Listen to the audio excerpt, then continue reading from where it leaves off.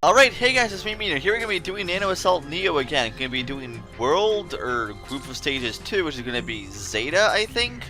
That's kind of an odd way of spelling a Z there, but, maybe it's a completely different word for the Greek alphabet I'm not even aware of. Who knows?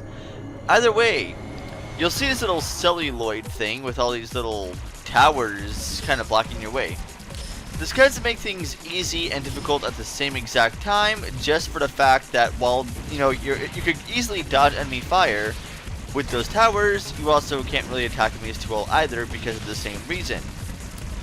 Now, I said earlier when I was praising the graphics, saying how great the graphics were for this game and everything, and that they did a really good job with this. I'm not saying it's the best graphics I've ever seen in my life. I'm not even saying that close at all.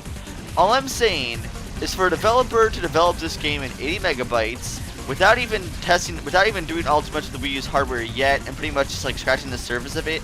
I think they did a pretty good job for a launch title. That's all I'm saying. I'm really looking forward to seeing what they could do with, say, what is it? They're doing Fast Racing Neo, which is what they're touting to be like really good graphics, and they're touting it to be much better than what they've seen so far. So I'm looking forward to it. I mean, granted, they're also making Art of Balance for the Wii U, which runs at 240 frames per second. It looks quite nice, but it's not exactly what I would call graphically demanding. Anyway, enough about that, about this game here.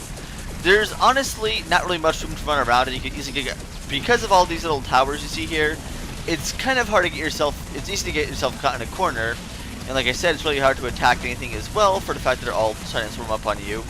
I'm just trying to, get letters and not die in the process. I've already taken like 2 hits already, so I'm not doing all too great here.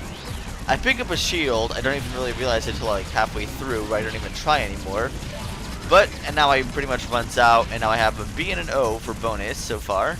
So that's quite nice. I don't think I get any more letters this particular level.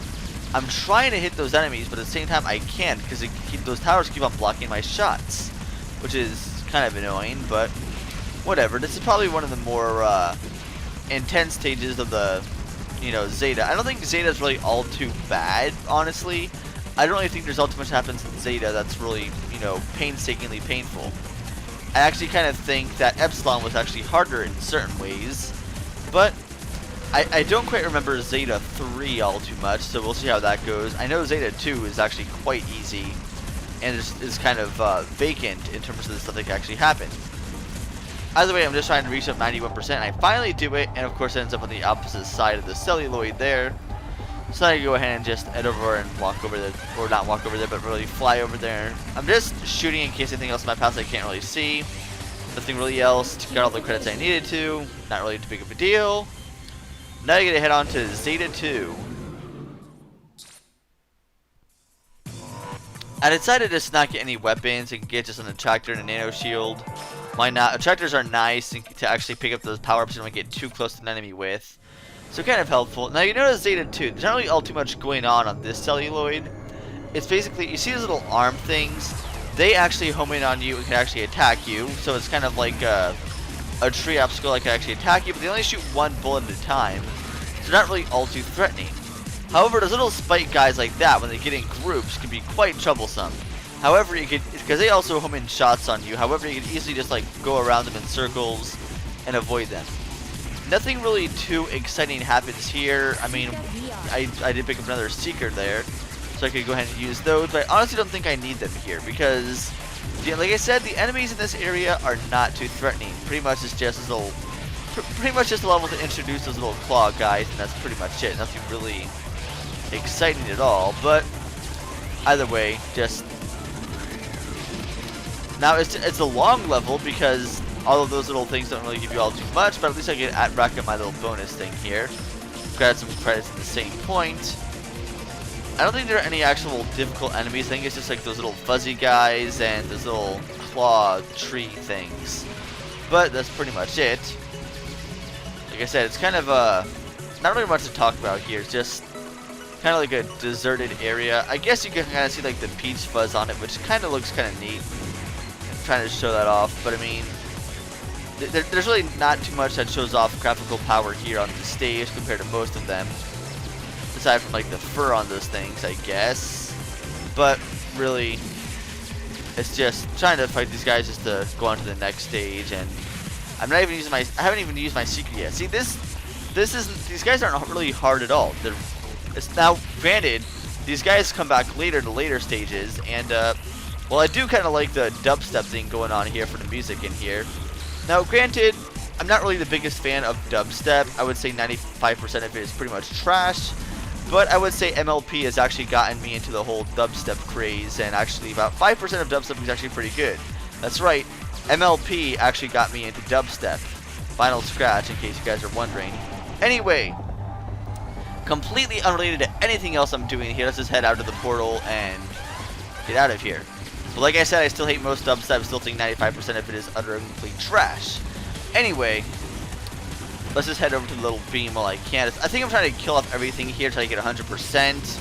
And I finally do it 100% clear. You get 100,000 points for actually getting 100%. So, yes, I actually did it. Woo, actually cleared a cell 100%. Congratulations, self. I feel so proud of myself. I'm actually going to get that credit doubler to double my credits. Wait, no, I don't get it.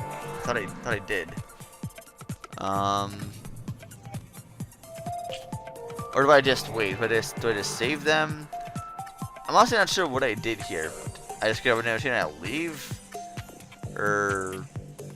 Okay, I did get the credit doubler. Okay, good job, self. I don't... Yes, like I said, these are post recordings, and I must reiterate once again, I am not going for any type of high score. This is just a test run. That's it.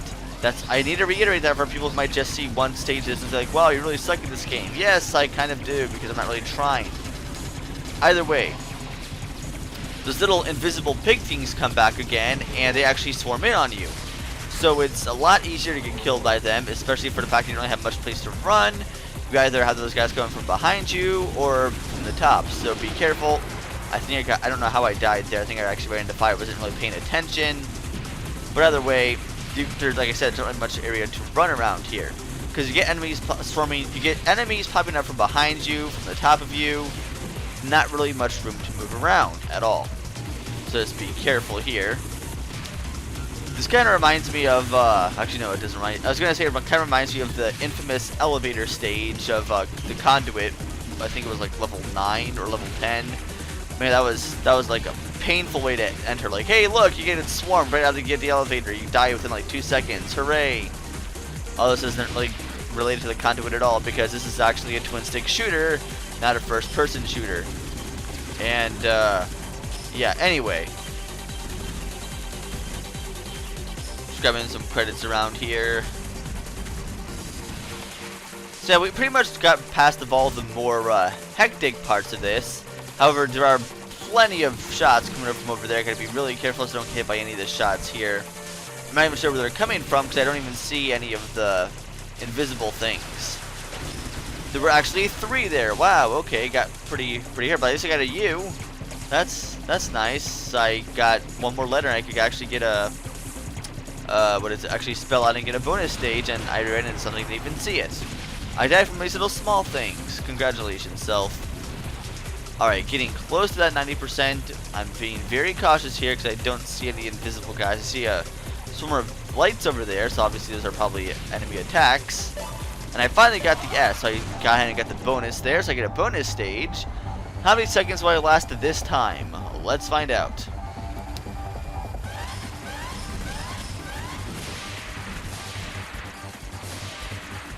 I pretty much spam my secrets here for some odd reason. I think I'm trying to just scout out in case there's anything in my way and I don't kill myself, but there we go. So now with Zeta 3, that means there's one little bonus stage, and then it's the boss of this level. Or this group of levels, group of cells, whatever. Not really a world, because it's essentially 4 cells, but whatever. Having the attractor on this stage here is very helpful, because an attractor allows you to get more credits this way. Especially with the credit doubler. Oh yeah, you're looking good with these. Great way to get a high score if you're trying to go for that. But also you need to actually survive for a long time too. Which I don't think I actually do on this particular part. And this seems to be going a lot faster here than the last one, but maybe that's just me. And I was focused on little 2 to see what it said, and I ran into something because I wasn't trying to focus on what it read. But either way, that's it. I decided to just get an extra life here just in case. And I think that's pretty much all I got. I think I get more satellites so I could max those out too.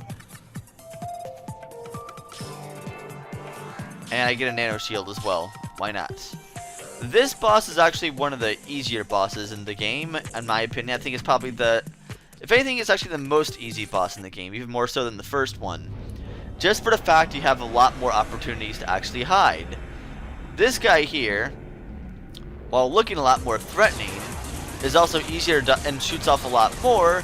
It's a lot easier to dodge enemy fire because you actually hide between these little tree things, these little towers. You can pretty much block all your attacks just by hiding behind one of them. Look at that, you can pretty much dodge all the attacks. Now, if you get stuck in a corner like this, well, you're not going to be dodging all too much at all. Of course, you want to hit all 4 sides. I think it actually has maybe 5 sides, perhaps. But, like I said, it's actually really easy to dodge because you can just hide behind one of those things. That's pretty much it. Not really rocket science, really. Anyway, this looks like it's about to be dead pretty soon. I already killed off one little orb there. Working on the second one. That got died. Right there, I got myself caught at the very corner there. I shouldn't have gotten away from the tree, but whatever. And it's dead. And that is quite literally it. That boss was a complete pushover. But either way, most of the bosses in this game are, being as there are only 4 of them.